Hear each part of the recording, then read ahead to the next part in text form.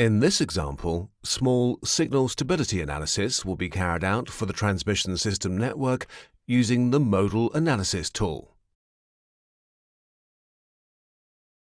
Study case 04 small signal stability should be activated.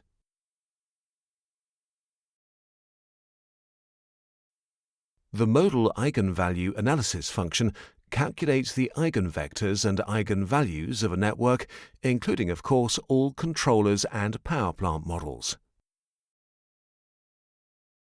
If all the electromechanical eigenvalues have negative real parts, we can say that the oscillations are damped, indicating system stability. The Small Signal Stability Analysis toolbox should be selected, and this icon is used to open the command dialog.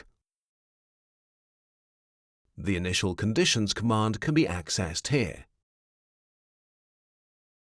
We will use the default settings as shown.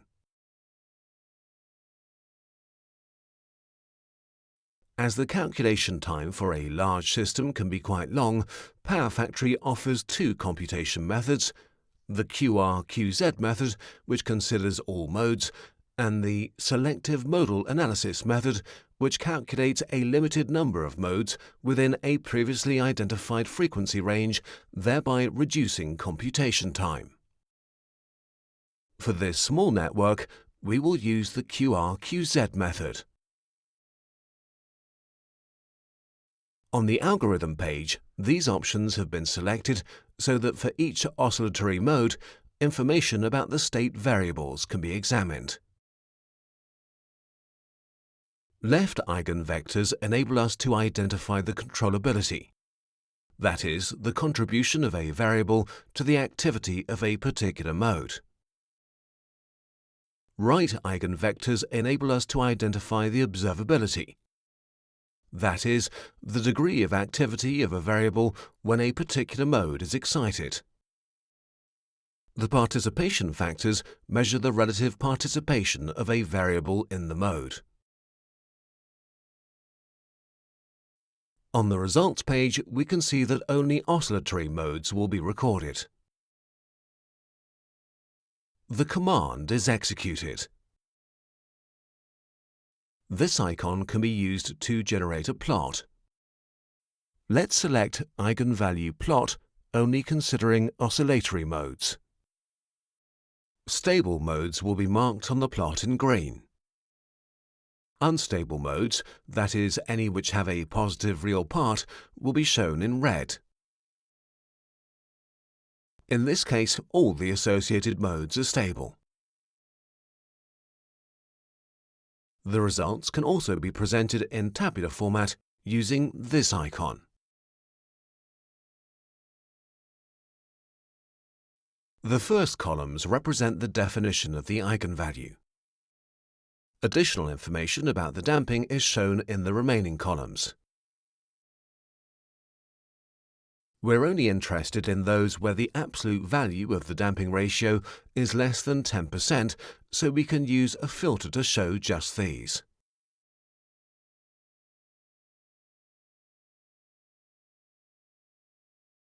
Then we can sort the results to show the worst case. From here, it's possible, by right-clicking on the row, to generate plots for an individual mode. Let's create a polar plot of participation to look at the contributions of the generators. There are other options for seeing the results graphically. Firstly, we can see that double-clicking on an individual mode will bring up detailed information about that mode.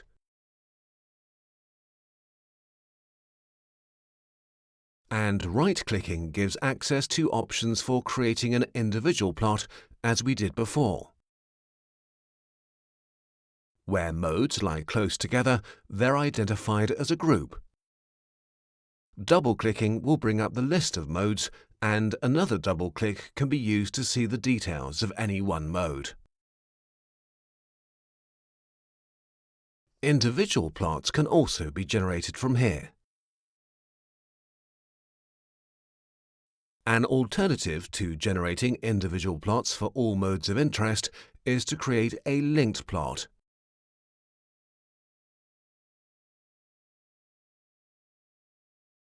This shows the results for whichever mode is currently selected.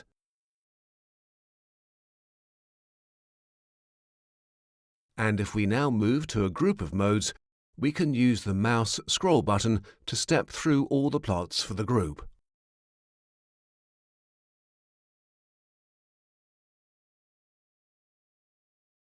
A further possibility on the eigenvalue plot is to show more than one set of results for comparison. Let's suppose that a large generator is no longer available.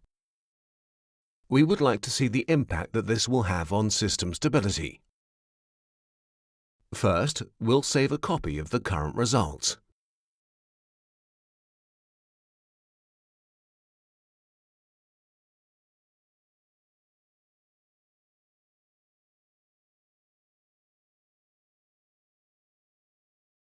Now we'll switch off the generator and run the analysis again.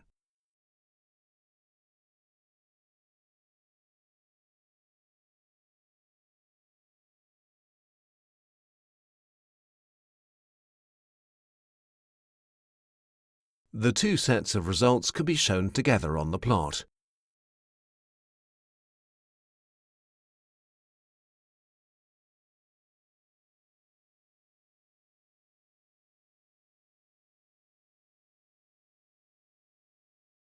We can now see the differences resulting from the loss of the generator.